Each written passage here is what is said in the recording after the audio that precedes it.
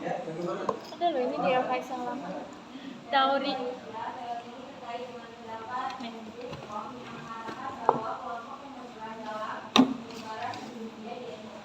Kenapa dia sendiri? Ya, menurut Ejekong seperti itu. Bahwa yang membawa buku ke Indonesia adalah kaum Dagang. karena secara faktual kaum perdagangan dan melakukan perjalanan samudra. Mereka sehingga di tempat-tempat tertentu dan sebagainya. Tapi nanti kita akan kembalikan lagi asal sejarah ketinggiannya.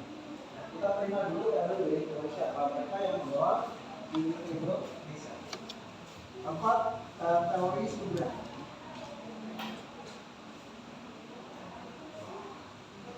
Ya, teori sumber. Kalau nggak ada di buku silakan Googling kata bapaknya. Nggak ada di buku. nama teori sumber. Ada di LKS semester 1. Mana? Mana ini? Ini. Teori sudra ya, Bapak? Iya, teori sumber.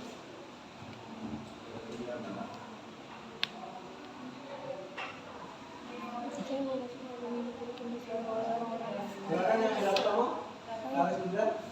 Ya, silakan bacakan.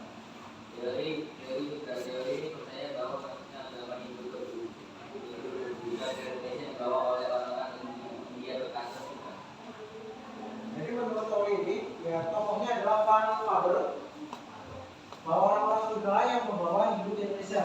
Mereka bisa melalui ikut orang dari Ksatria ataupun dari Waisya. Karena Ksatria adalah orang kebanyakan. Ya, mereka mungkin bisa menjadi juga tapi ini beda ya. atau Ksatria. Ataupun mereka ingin mencari keuntungan di wilayah lain di luar India. Akhirnya sampai ke Nusantara dan mereka menjadi salah satu bagian penting dalam penyebaran Hindu di Indonesia. Itu adalah Faber. Ya, kita tampung dulu. Terakhir teori harus Teori ini lebih menekankan pada peranan bangsa Indonesia sendiri dalam proses penyebaran kebudayaan Hindu-Buddha di Indonesia. Teori Aris Balik mengatakan bahwa penyebaran Hindu-Buddha di Indonesia itu merupakan atas prakasa dan pramuka orang Indonesia. Ya, mereka sebelumnya dikirim oleh negara mereka, wilayah mereka untuk belajar kegiatannya dan prasasti Nawada dan Kalkuta. Di prasasti Nawada dikatakan ceritanya orang-orang Sriwijaya dikirim oleh Raja Sriwijaya untuk belajar agama Buddha. Bahkan sampai membawa asrama di Nalanda. Akhirnya Sriwijaya menjadi kerajaan Buddha terbesar di Asia Tenggara. Ya, ini. Kemudian juga kaitannya dengan prasasti Yupa yang berisi tentang salah satunya adalah sedekah yang diberikan oleh Raja Sawarna kepada kaum Brahmana. Pinjem ya. Kita 12.000 ekor sapi. Luar biasa. Nah, kaum Brahmana ini disinyalir adalah orang Indonesia yang sudah pernah belajar di India. Kita beriman. Nah, kita mulai dari yang pertama tadi, teori Brahmana. Berdasarkan kisah ataupun sejarah India asli, kaum Brahmana itu tidak punya kewajiban untuk menyebarkan agama Hindu. Karena India jelas orang India adalah Hindu. Terlahir sebagai Hindu, bukan menjadi Hindu. Ya, sehingga dan kemudian orang kaum Brahmana di India tidak boleh menyeberangi laut. Ya, sehingga mereka tidak mungkin sampai ke Nusantara.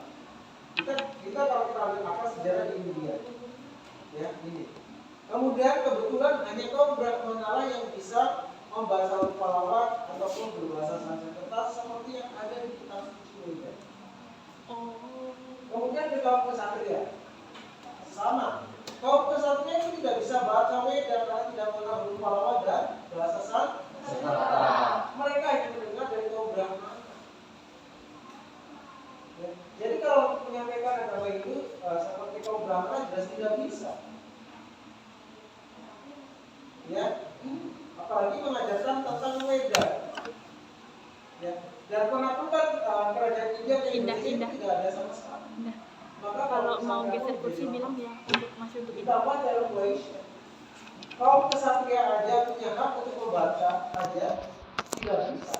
Karena itu menjadi tanggung jawab dalam konsepsi India karena dia mengenal yang namanya kasta Brahmana, Ksatria, Waisya, dan Sudra. Kenapa? Karena tiga yang dipakai adalah bukan kaitannya dengan konsepsi satu warna. Ya, bertahun jawab kaitannya dengan media adalah kaum Brahmana aja. Karena fungsinya sebenarnya kaitannya dengan dia masalah pekerjaan dan sebagainya. Ya. Mungkin kalau Ksatria aja nggak bisa, apalagi kalau nggak bisa. Dia jelas jauh dari mendekati kaum Brahmana ini. Maka tidak mungkin juga, meskipun mereka yang punya kekuatan besar, karena mereka adalah para pedagang yang melakukan jasa sama. Ya, kalau Waisya itu kemudian Sudra, apalagi Sudra, ya, di mana mereka dekat dengan Mega. Mereka adalah kelompok yang boleh dikatakan jauh dari Mega. Jadi bagaimana mungkin mereka bisa mengerjakan Harus balik di daerah Garut. Nah, kalau yang harus balik itu kayaknya udah kurang serta wilayah Persebaya, yaitu Nusantara, di mana kalau di Prasasti tadi yang Bapak sebut Malanda dan Kalimantan, maupun kayaknya dengan pasar-pasar di Indonesia yang berbahasa Sanskerta dan Rupawa, ya itu kayaknya dengan Persa orang kita langsung orang Indonesia yang belajar ke India. Karena kalau Brahmana di India tidak boleh mengajarkan ataupun keluar dari wilayah India. Nah, kalau agama Hindu, biksu dan biksuni wajib menyebarkan agama ke seluruh dunia. Kalau Buddha, makanya Buddha tidak terlalu berkembang di India karena kebetulan memang tidak berbasis di India tapi di Nepal. Agama Buddha juga sebagai bentuk protes atas kepercayaan Hindu pada awalnya. Seorang pangeran, ya, yang tidak boleh keluar dan sebagainya, dia mendapatkan sesuatu yang semuanya sempurna. Akhirnya suatu saat keluar, melihat orang sakit, orang miskin, kemudian orang mati. Jadi penuh pertanyaan di pangeran Siddhartha pada waktu itu, sehingga akhirnya dia bersama di Benares di bawah pohon Bolu. Akhirnya mendapat pencerahan dan dia juga tidak jauh di tanah. Dan agama Buddha wajib menyebarkan agama ke seluruh dunia. Karena pada dasarnya manusia hidup itu penuh samsara. Bapak harus melakukan paling tidak 8 kebaikan. Semua adalah hal-hal yang baik. Jadi apa poinnya? Misalnya di sini, ya, berniat baik, tidak berlebih-lebihan, kemudian berpikir baik, memperhatikan hal yang baik, berkata yang baik, berusaha yang baik, makanan minum yang baik, serta bersemedia baik. Tidak ada yang boleh tidak baik. Berkeliling dunia bawa bako dan maka dalam kisah Sundoko perjalanan ke barat, ya, Sundoko yang dikawal oleh Sundoko kemudian dipakai dan satu ambil ya tidak sendiri menemani Sundoko menami tapi sekaligus mendidik tiga siluman ini agar menjadi lebih baik. Ya, Sundoko memang cerdas, tetapi bagaimana sering berbuat tidak baik. Ya, sehingga itu juga waktu itu dimasukkan ke dalam situasi. Ketika dibebaskan, tapi dia pun diberi pembatas itu mahkota. Kalau dibaca mantra, maka mahkota itu akan mengikat kepala Sundoko. Sehingga Sundoko tidak bisa berbuat apa? Sundoko tidak bisa sedang Sundoko. Ya. Kemudian selanjutnya bagi yang terkenal sampai doi, wanita dan sebagainya, ya, jadi agar tidak seperti kemudian Kerbo terkenal kuat tapi dulu kuat tapi dulu, jadi gampang dimanfaatkan oleh orang lain,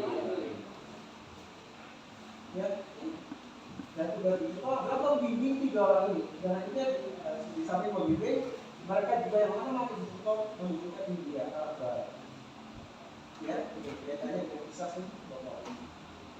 Makanya agama Buddha berkembangnya adalah di Myanmar, Kamboja, Thailand, kemudian Cina, Jepang, dan Korea. Indonesia termasuk agak besar budayanya. Ya. Tapi yang terbesar yaitu di Kamboja, di Myanmar, Thailand, kemudian di Jepang dan Korea. Tapi Indonesia sendiri tidak terlalu banyak. Ya, kenapa? Karena itu dalamnya ada konsepsinya bahwa orang yang orang Buddha lahir itu otomatis sebagai seorang hindu. Makanya dia disebut sebagai tanah Hindus. Tapi di kitab Buddha katanya kalau mau nikah Jadi harus kalau tidak yang bisa selanjutnya dengan ditawar. yang depan dengan yang kalau maksudnya Hindu bukan Indo. Ya, ini. Kemudian aliran Buddha yang berkembang di Indonesia adalah aliran Mahayana. Tapi kalau di Kamboja dan Myanmar sebagian besar adalah aliran apa namanya Hinayana. Ya, ini. Ya, itu bedanya. Jadi kita Kalau jadi yang kalau itu misalnya orang mau masuk nikah ya, Silvana, itu ada jadi kita akan sensasi. identifikasi Tapi kalau Mahayana bisa umat lantaran Buddha kita orang di Thailand besok. ya, Kalau sudah konsepnya itu seperti itu. Nah kaitannya dengan kitab sucinya adalah Tripitaka. Tripitaka atau 3 keranjang. Keranjang itu adalah Sutta Pitaka, yaitu berisi kumpulan khotbah pokok ataupun dasar ajaran agama Buddha. Kemudian Vinaya Pitaka berisi aturan-aturan yang berkenaan dengan kehidupan. Kemudian terakhir adalah Abhidharma Pitaka yang berisi filosofi tentang agama Buddha. Ya. Nanti kalian kalau ke Borobudur akan melihat relief Sakyamuni, yaitu Buddha yang sedang duduk di bawah payung, didampingi oleh beberapa orang. Ya, itu ada relief Sakyamuni. Sakyamuni adalah Buddha Gautama atau Siddhartha Gautama. Pengorbanan terbesar dilakukan oleh Buddha Gautama.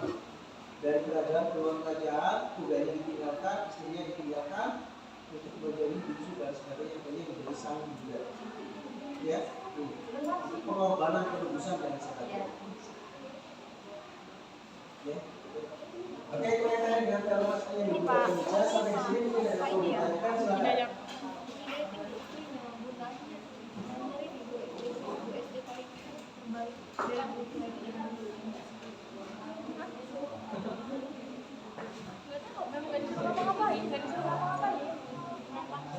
Kalau ada yang mau ditanyakan. Orang mana?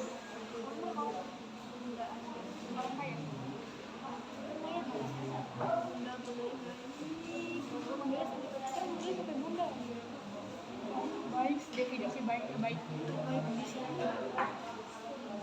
Buku yang ada di sekolah itu. Iya, guru apa? Dia kayak paling di atas deh. Kalau nggak tahu ya nanya sama dia. Gue bisa pembagian, gue bisa MTK dari SD. Gara-gara dia bisa diajarin, bener-bener diajarin. Berarti anak gue tipin Mas Abi. Kalau di sini kalau di sekolah IPA ya? IPA. Pinter Abi. Gila. Wah, kalian orang masuk dulu lah program ini. Hai, Nadira.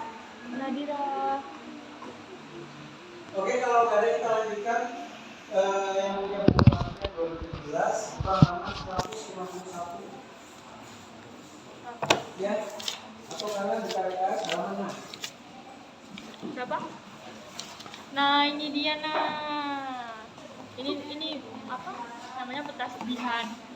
Ini petasbihan. Waktu itu bias gua kayak gini ngelayanin Tuhannya selama 1 minggu. Termasuknya jaringan Nusantara melalui perdagangan. Ini kelas 1 ya. Pada masa Hindu Buddha. Ini kelas 1 ini. Ya, di buku paket dari ada Kita belajar terbentuknya jaringan Nusantara melalui perdagangan. Nih. Ini harusnya untuk kelas 11. Kelas 11 peminatan. Karena materi kalian itu tidak ada tentang revolusi Indonesia. Ya. Harusnya di sini gambarnya candi suku. Karena materinya ada di buku LKS kalian. Artinya tim layout dari percetakan ini masang sampul, tapi isinya benar. Oh. Isinya benar. Cuma covernya aja yang ini. Ya, harusnya untuk kelas 11 peminatan. Kok gue sampai candu kayak gini sih? Mungkin mah. Bapak baru tahun ini ngajar kelas 10 sejarah Indonesia, ya. Biasanya di peminatan. Jadi, tapi nggak masalah, hanya covernya aja. Ya, Kalau kayak itu cover tetap penting. saya Karena cover sebenarnya banyak bercerita dengan konten. Karena biasanya bercerita namanya cover seharusnya kayak mana juga tetap ganteng. pemahaman awal, isinya nanti Walaupun aib gua kan dia banyak juga dari gua foto candid dia sadar. Itu nggak boleh dong. Iya. Ada fotonya mau? Nanti. Kaitannya dengan apa namanya terbentuknya jaringan Nusantara melalui perdagangan, kita tahu bahwa peradaban Hindu Buddha di Indonesia adalah salah satu periodisasi dalam sejarah.